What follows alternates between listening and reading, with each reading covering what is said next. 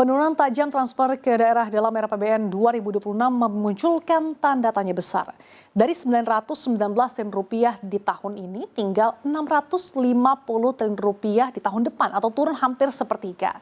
Pemerintah beralasan ada pergeseran belanja ke kementerian dan lembaga agar manfaatnya lebih langsung dirasakan oleh masyarakat. Namun apakah skema ini justru akan mempersempit ruang fiskal bagi daerah dan bagaimana dampaknya terhadap pelayan publik dan juga pembangunan di tingkat daerah? Langsung saja kita akan ulas selengkapnya bersama dengan Mas Iqbal dan juga Bang Michael, Managing Editor CNBC Indonesia. Selamat sore Mas Iqbal dan juga Bang Michael, apa kabarnya? Sore, baik. Lagi-lagi ada pemangkasan, tapi dalihnya adalah untuk manfaat atau program prioritas. Nah, kalau dari pandangan redaksi sebetulnya apa sih yang bisa kita cermati dari isu penurunan TKD, bahkan turunannya tidak main-main, terbesar sepanjang sejarah. Silakan dari Bang Michael dulu. Iya, kalau kita lihat ini udah 10 tahun ya transfer ke daerah termasuk dana desa di dalamnya gitu.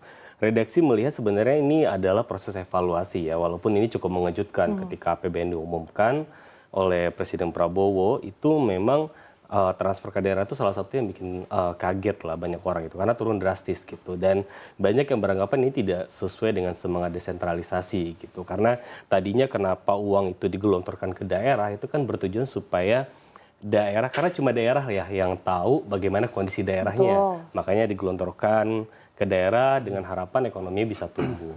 Cuman memang 10 tahun terakhir itu banyak sekali catatan ya, tidak mulus gitu, banyak sekali PR-PR yang tadinya harus diselesaikan daerah ternyata tidak selesai. Mungkin itu salah satu hal yang menjadikan Pak Presiden merasa ya udah ini sebagian kita tarik dulu ke pusat dan pusatnya akan mendistribusikan ke daerah.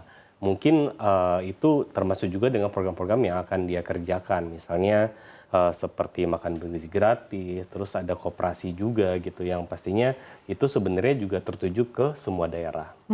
Kalau pandangan Mas Iqbal seperti apa? Apalagi kita tahu bahwa pemerintah menekankan kalau misalkan penurunan TKD ini memang tadi dialihkan ke kementerian atau lembaga yang memang fokusnya pada prioritas program-program termasuk tadi makan bergizi gratis sampai Kopdes. Ya, pastinya mengejutkan ya ketika berita ini ada. Memang mungkin tenggelam ya dibandingkan isu yang lain, tapi menurut saya isu ini krusial juga karena berbarengan dengan kejadian yang di Pati dan di Bone dan beberapa daerah lainnya ya. Ketika ada kebijakan dari pemerintah daerah untuk menaikkan tarif PBB. Tarif PBB itu paling gampang lah, istilahnya mungut langsung kan dari masyarakat gitu ya. Tapi memang di sisi lain memang dari 10 tahun terakhir mungkin pemerintah juga menilai kreativitas pemerintah daerah untuk mencari uang gitu loh. Jadi kalau yang saya cermati adalah yang terjadi seringnya adalah terlalu bergantung kepada transfer dari pusat gitu. Jadi ketika sekarang terjadi seperti ini semuanya pasti kaget. Dan ketika nggak punya uang ya paling gampang mengutin ke rakyat yang di bawah. Tapi masalahnya sekarang adalah masyarakat di bawah juga sedang mengalami tekanan daya beli, tekanan ekonomi. Itu yang membuat akhirnya kejadian di Pati dan kemudian di Bone dan beberapa daerah lainnya juga ada demonstrasi gitu ya. Kalau Bang Michael sendiri mencermati ketergantungan fiskal daerah ke pusatnya seperti apa sih? Bukankah sebetulnya pemerintah pusat juga sebetulnya sudah mengalokasikan dana ke masing-masing daerah ini?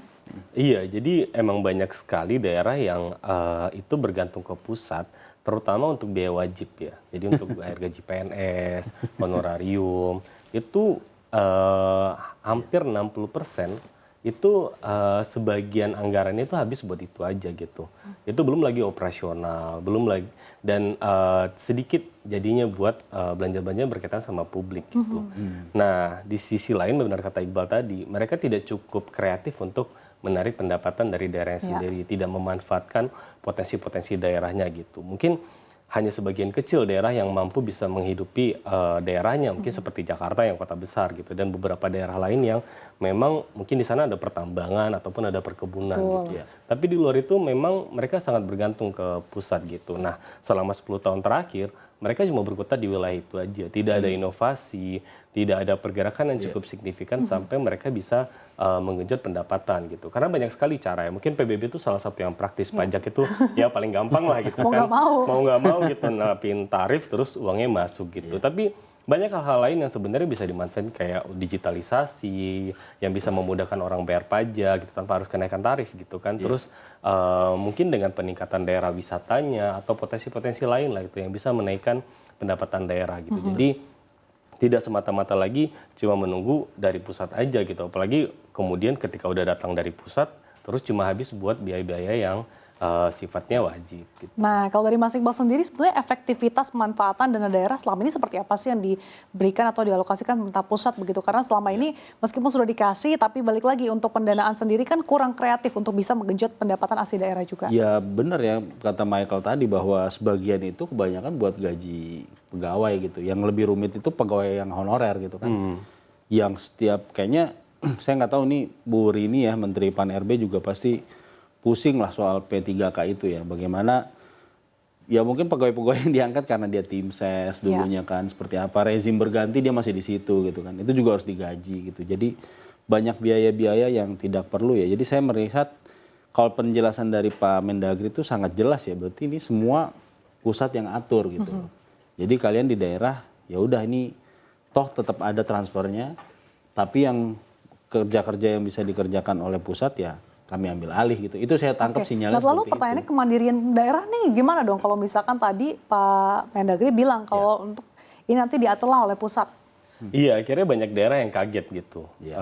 Mungkin salah satunya Pati ataupun Bone gitu yang tiba-tiba menaikkan PBB dengan tarif tinggi gitu. Beberapa daerah lain masih meraba-raba nih kira-kira kebijakan apa yang pas. Tapi udah banyak daerah ya, tidak cuma 2 itu yang menaikkan PBB gitu. Dan ke depan mereka memang harus cari cara supaya pendapatan daerah mereka naik gitu. Di sisi lain selain pendapatan sebenarnya dari beberapa tahun lalu, mungkin sekitar 7-8 tahun lalu itu juga udah diperkenalkan gimana daerah itu juga bisa menerbitkan obligasi. Jadi sama seperti creative financing ya. Iya, jadi dia bisa menerbitkan obligasi yang diterbitkan nanti itu bisa membentuk untuk pendanaan mereka. Terus kemudian ada lagi financing lain misalnya untuk proyek-proyek tertentu. Dia bisa memanfaatkan yang namanya KPBU. Itu juga sangat signifikan membantu ada investornya, ada pengusaha lokalnya gitu dan proyeknya bisa melibatkan orang-orang di daerah sekitar dan ekonominya bisa tumbuh dari sana.